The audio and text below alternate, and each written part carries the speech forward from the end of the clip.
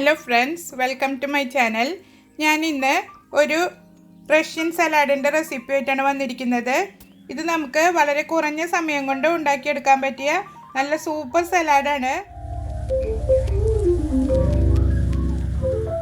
നിങ്ങൾ ആദ്യമായിട്ടാണ് എൻ്റെ ചാനൽ കാണുന്നുണ്ടെങ്കിൽ സബ്സ്ക്രൈബ് ചെയ്യാനും ലൈക്ക് ചെയ്യാനും റെസിപ്പീസ് ഇഷ്ടമാവുകയാണെങ്കിൽ ഫ്രണ്ട്സിനും റിലേറ്റീവ്സിനും ഷെയർ ചെയ്ത് കൊടുക്കാനും മറക്കരുത്. അപ്പോൾ ഇതെങ്ങനെ റെഡിയാക്കിയിരിക്കുന്നതെന്ന് കണ്ടിട്ട് വരാം. റഷ്യൻ സാലഡ് റെഡിയാക്കാൻ വേണ്ടിയിട്ട് ഞാൻ കുറച്ച് സാധനങ്ങൾ എടുത്ത് വെച്ചിട്ടുണ്ട്. ഒരു 1.5 കപ്പ് ചിക്കൻ ഉപ്പും കുരുമുളകും ഇട്ടിട്ട് വേവിച്ചിട്ട് ചെറിയ കഷ്ണങ്ങളാക്കി അരിഞ്ഞെടുത്തിട്ടുണ്ട്.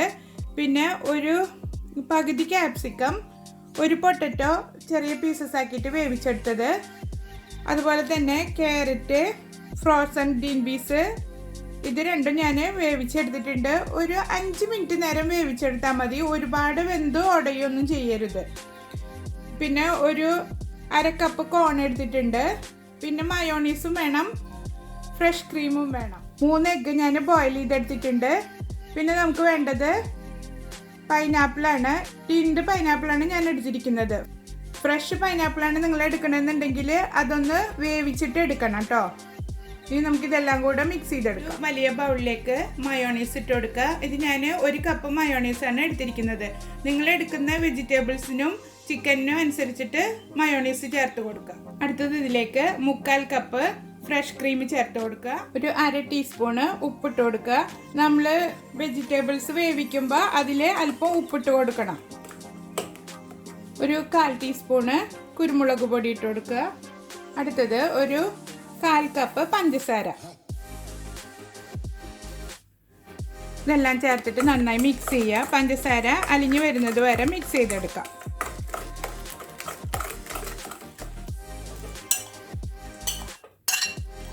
വെജിറ്റബിൾസ് വേവിച്ച് വെച്ചത് ഇട്ട് കൊടുക്കുക.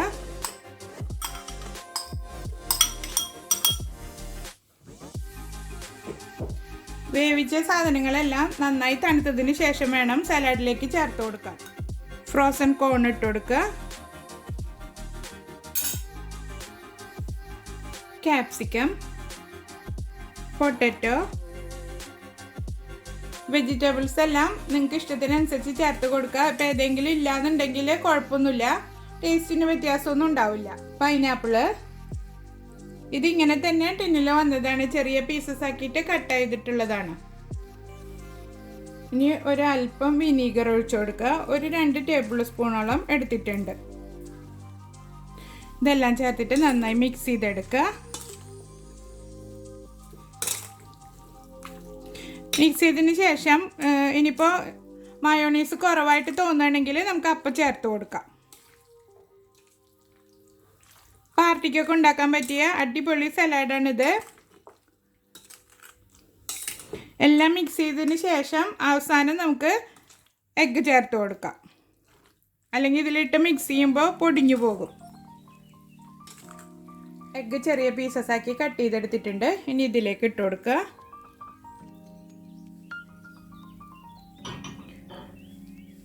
എന്നിട്ടിത് വീണ്ടും മിക്സ് ചെയ്തിട്ട് അടച്ചു വെച്ച് നമുക്ക് 1 മണിക്കൂർ നേരം തണുപ്പിച്ചെടുക്കാം.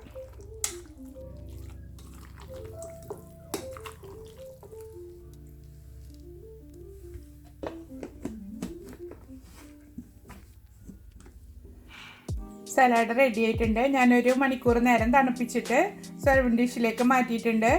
എല്ലാവരും ട്രൈ ചെയ്ത് നോക്കിയിട്ട് ഫീഡ്ബാക്ക് അറിയിക്കുക. അപ്പം ഇനി അടുത്തൊരു വീഡിയോയുമായി വീണ്ടും കാണാം. ബൈ.